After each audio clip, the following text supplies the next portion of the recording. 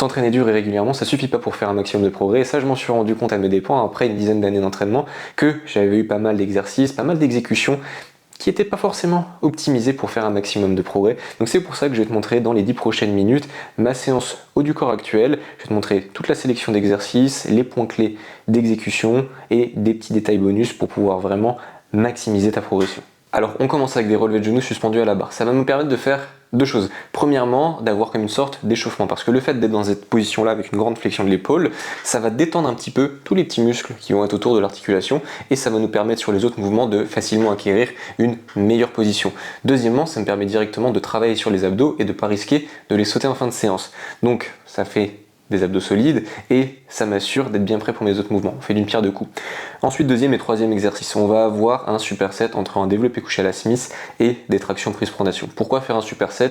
Ça me permet surtout de gagner du temps. Quand tu vas faire un mouvement de poussée enchaîné avec un mouvement de tirage, l'avantage c'est que quand tu fais la poussée, le tirage récupère et vice versa. Si tu prends suffisamment de temps de repos entre les deux, en fait tu verras que ça impacte très peu tes performances. Et étant donné que développer pour moi les dorsaux c'est pas ma grande priorité, même si je travaille dans un état un petit peu fatigué et que je minimise un peu mes performances, si ça me permet sur l'ensemble de ma séance d'accumuler plus de travail sur les muscles que je veux vraiment développer, c'est totalement bénéfique. Sur le développé couché à la Smith, comme sur les tractions, je vais généralement avoir 3 séries. Je vais avoir souvent sur le développé à la Smith une première série entre 6 et 8 reps et ensuite 2 séries entre 10 et 12 répétitions. Ça permet d'avoir des objectifs un peu différents sur les séries. Tu as une série où tu vas un peu plus te concentrer sur la charge, sur vraiment garder une bonne position mais faire la meilleure performance possible. Et généralement sur les 2 autres séries, j'accorde un peu plus d'importance au ressenti.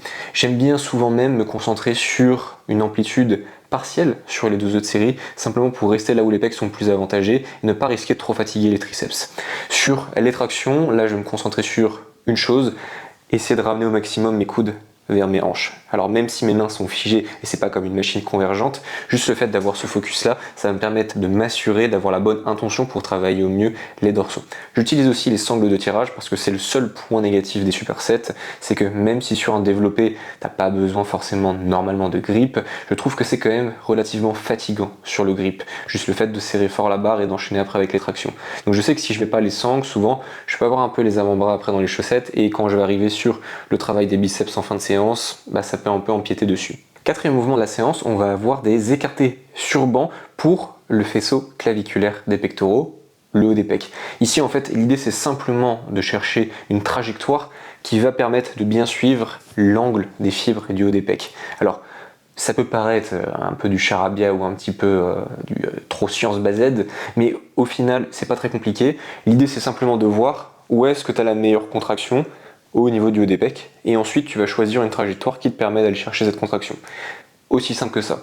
J'aime bien cette version assis sur banc parce que ça permet d'avoir plus de stabilité. Ici je vais aussi faire 3 séries. Alors de manière générale je préfère entre 10 et 12, là j'avais vu un petit peu trop haut, donc j'ai pas atteint la fourchette de reps que je voulais, mais on va essayer de remonter jusqu'ici. Pour moi la clé sur les mouvements d'écarté, c'est surtout d'arriver à partir de la position étirée, de faire en sorte de bien se concentrer sur utiliser les pecs pour engager le mouvement. Ça peut rapidement être en fait facile de se retrouver à juste avoir un mouvement où c'est l'épaule qui avance ici et c'est pas le pec qui vient tirer le bras vers l'intérieur. Ce que j'aime essayer de faire, c'est de garder une position relativement stable au niveau des omoplates, presque serré en arrière, pas totalement verrouillé mais quand même en arrière, me concentrer sur ramener les coudes vers l'intérieur du corps et arriver en fin de mouvement, là je peux me permettre de laisser partir un tout petit peu l'omoplate vers l'avant. Ensuite, on a un tirage horizontal à la poulie pour se concentrer ici à fond sur trapèze moyen et rhomboïde, la zone du haut du dos. C'est un mouvement qui peut paraître, je pense, relativement simple, mais qui n'est pas si évident que ça finalement, parce qu'il va falloir pouvoir garder une bonne position au niveau du buste. L'idée, c'est pas de se pencher en arrière, sinon en fait, on perd finalement un petit peu l'alignement entre la direction de la résistance et entre ce que les trapèzes moyens sont capables de faire. Si tu te penches trop en arrière, faire le test comme ça, tu tires ici, en fait tu vas te retrouver à fond sur les trapèzes supérieurs. Donc il faut quand même pouvoir garder un buste relativement stable. Il faut pouvoir garder la cage thoracique assez ouverte, parce que si tu essaies de serrer à fond tes épaules en arrière en étant recroquevillé ici, ça va être compliqué. Donc il faut pouvoir garder cette position là et ensuite arriver à bien driver les omoplates, les épaules et les coudes vers l'arrière. Ici c'est le focus principal, vraiment arriver à serrer les omoplates en arrière et les laisser partir vers l'avant à la fin du mouvement. 3 séries. 10-12 répétitions, voilà, rien de bien magique là-dessus, c'est des formats assez classiques. Souvent je garde les formats un peu top 7 back-off comme le développé couché à la Smith avec une série de 6 reps de séries plus légères pour vraiment soit les gros mouvements de poussée, soit les gros mouvements pour les jambes. Dernier mouvement pour les pecs, on va avoir des dips, un peu à la manière des développés couchés à la Smith sur les 2 dernières séries. Je préfère garder une amplitude assez partielle sur les dips pour me concentrer sur la portion basse. C'est là où j'ai plus de tension sur les pecs, ce qui est relativement logique parce que c'est là où ils ont la meilleure capacité à produire de la force quand ils sont en position relativement étirée, et ça m'évite de trop me cramer les triceps pour après, étant donné que c'est pas forcément ma priorité. Une fois que ça c'est fait, on retrouve un superset entre curl incliné et skull crusher. Barre front à la barre, easy. Simplement ici, des exos relativement classiques pour biceps et triceps. Ce que j'aime bien dans ces mouvements-là, c'est que pour le skull crusher, l'idée c'est d'avoir une position de l'épaule légèrement fléchie ici. Ça permet déjà d'étirer presque au maximum, en tout cas avoir déjà un relativement bon étirement au départ sur la longue portion du triceps, et ça permettrait de la biaiser un petit peu plus. Alors ça va pas isoler la longue portion, mais ça permettrait de mettre un petit peu plus l'accent dessus. Et je trouve que c'est assez marrant parce que quand on se concentre vraiment pour le coup sur le ressenti, entre ce mouvement-là de barre front et un mouvement d'extension triceps à la poulie, on va quand même pouvoir sentir une différence sur la localisation de la tension. Sur les curls inclinés ici, il y a un peu cette même logique. Le fait d'avoir le bras en arrière du corps, étant donné que le biceps traverse l'épaule, on part déjà sur une position où le biceps est légèrement étiré, contrairement par exemple à un mouvement où on aurait le coude devant. Et partir d'une position où le biceps est légèrement étiré, je trouve d'expérience, mais là c'est vraiment un avis perso aussi, que ça permet de le recruter un peu plus facilement. Et je pense que c'est pour ça qu'aussi que le curl incliné est aussi populaire. La seule clé après sur le mouvement, c'est d'arriver à garder les coudes en place et pas de se retrouver à avoir les coudes qui partent trop vers l'avant. C'est un peu l'erreur principale où au final, si tu te retrouves avec le coude qui est sous le poignet, c'est l'avant d'épaule qui prend et c'est plus la flexion du coude qui est challengée ici. 3 séries aussi sur ces mouvements-là, on va rester sur du 10-12 reps généralement, avant d'enchaîner sur un deuxième superset entre un curl unilatéral pupitre et des extensions au-dessus de la tête.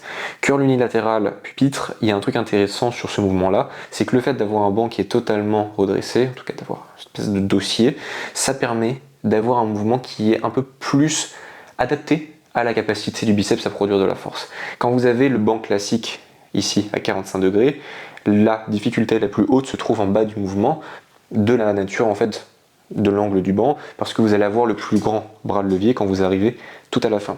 Seulement, le biceps n'est pas dans sa meilleure capacité à produire de la force quand il est en position totalement étirée. C'est par rapport à l'angle des fibres et à la position entre l'humérus et le bras. En fait, quand il se retrouve dans une position ici à 90, c'est là où il est en meilleure capacité à produire de la force. Donc, ce qui se passe sur ce mouvement quand vous mettez le banc totalement droit, c'est que vous avez un bras de levier qui est totalement nul quand vous arrivez en bas, les articulations sont alignées. Quand vous arrivez en haut, ce bras de levier là est à nouveau relativement court, et il est le plus important quand vous arrivez à la moitié du mouvement, là où le biceps est le plus fort. Donc c'est un petit détail, mais je trouve que ici ça fait la différence. Pour les extensions triceps avec halter au-dessus de la tête, alors en revoyant la vidéo, j'avais les coudes qui partaient beaucoup quand même vers l'extérieur. L'idée ce serait de les serrer un petit peu plus. On mettra ça sur le dos de la fatigue et d'un petit peu de déconcentration liée à la canicule, mais l'idée ici, pareil, c'est de se concentrer sur aller chercher un bon étirement au niveau du triceps, et surtout ça me permet de faire un superset assez simple à réaliser. Dernier mouvement, élévation latérale avec halter.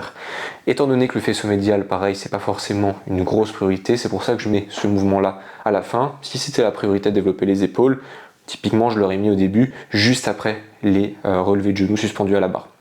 Sur les élévations latérales, 3 séries, je fais 12-15 répétitions, c'est vraiment du maintien pour le coup au niveau des épaules. Je pense pouvoir progresser un petit peu dessus avec ce format-là, mais forcément, fin de séance, ici, sur un format relativement linéaire, sachant que les épaules elles peuvent quand même encaisser beaucoup de volume de travail. C'est pas ce qui va permettre de les développer au maximum. Mais comme dit, c'est vraiment important d'avoir des priorités. C'est vraiment très important d'avoir des priorités sur le développement de certains groupes musculaires, parce qu'on ne peut pas tout développer au plein potentiel en même temps. Sinon, en fait, on se retrouve à devoir avoir un volume énorme et avoir des séances un peu à rallonge. Surtout que, là on parle de la séance haut du corps, mais de manière générale, c'est le bas du corps ma priorité. Donc c'est pour ça que j'essaie de laisser aussi de l'espace après pour avoir un maximum de volume sur ma semaine et d'intensité sur les jambes. Voilà un petit peu pour la séance.